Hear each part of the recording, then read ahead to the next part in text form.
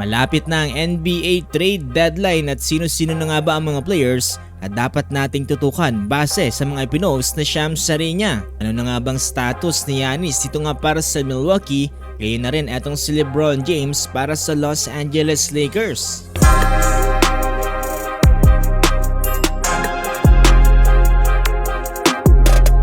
Meron na lamang ilang araw etong ang mga NBA franchise para nga ayusin etong ang kanilang team. Pero hanggang sa ngayon ay tila nga ba parang wala pa rin gaanong movement dito nga na ginagawa ang mga franchise.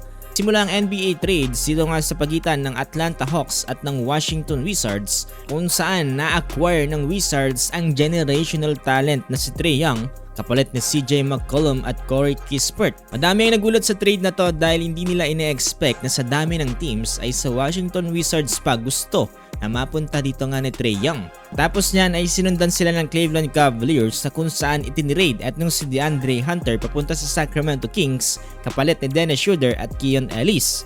Ito ay isang 3-team deal na kung saan na-include ang Chicago Bulls na acquire naman etong ang forward na si Dario Saric at dalawang future second round picks. Medyo nakakagulat sa simula pero tila nga ba parang nasanay na tayo dito kay Dennis Schroeder at tila nga ba parang every season na lamang ay itinitrade to ng mga franchise. Yan nagsimulang pumutok yung mga rumors ni Shams Charania including etong sila Ja Morant na kung saan ay napakaraming teams din nga daw ang nagpupursue para sa player na to. Pero until now ay tahimik pa rin etong Memphis Grizzlies at wala pa rin ginagawang trade patungkol nga dito kay Ja. Yun pa nga sa isang report na itong si Ja Morant nga daw ay nagsasabi na ayaw niya nga daw umalis dito sa Memphis at gusto niya nga daw dito magstay. Tapos nga mag-fade ang rumors na yan, eto namang Golden State Warriors ay nagkaroon din ng konting ingay na kung saan etong si Jonathan Kuminga ay nagde-demand naman ng trade paalis ng franchise.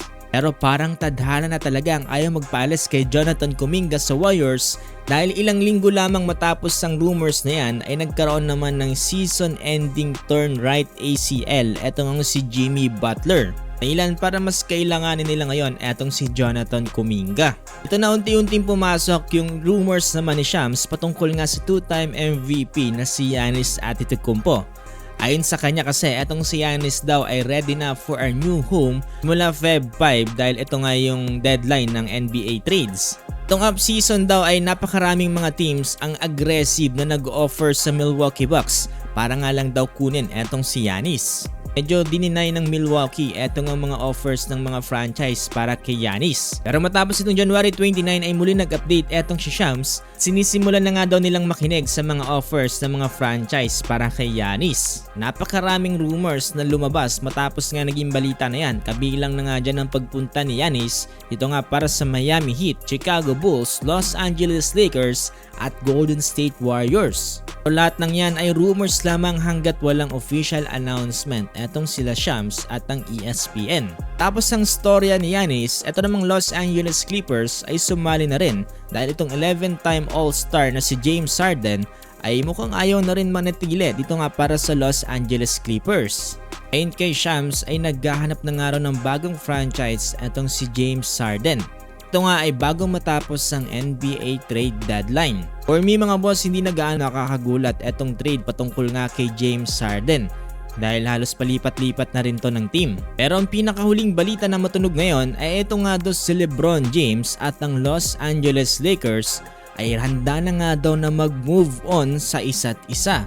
Ito nga ay ayon kay Jake Fisher na kung saan isang sikat na NBA insider. Isa lang naman ang mga posibleng puntahan ni LeBron James kung sakasakaling umalis na siya para sa Los Angeles Lakers.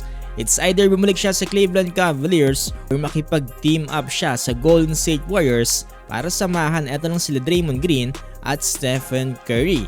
Possible rin kasi na baka pag bumalik etong si LeBron sa Cleveland, doon na nga siya mag-anunsyo ng kanyang retirement. So yan mga boss, ang summary sa nangyayaring trade saga ngayon dito nga sa NBA. Yung updated ka na ay huwag mong kakalimutang i-follow itong ating page for more basketball updates gagaya nito.